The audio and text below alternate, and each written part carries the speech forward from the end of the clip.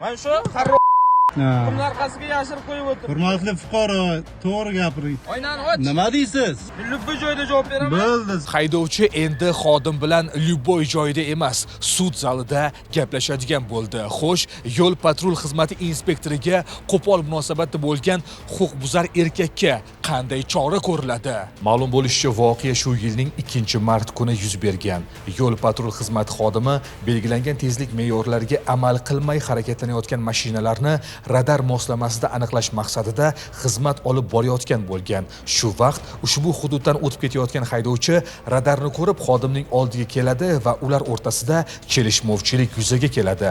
Qara, hozir o'ynang, Gapiring. ochib olaman. Bemalol. Tortishuv so'ngida haydovchi jahl bilan xodimning mashinasini oynasiga loy sachratib ketadi. Ko'rdingizmi?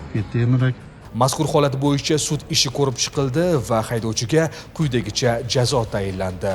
Sud qaroriga ko'ra huquqbuzar Ma'muriy javobgarlik to'g'risidagi kodeksning 183-moddasi bilan aybdor topilsin, 7 sutka ma'muriy qamoq jazosi tayinlansin. Aybingizga aybdor pushaymonmisiz? Pushaymonman.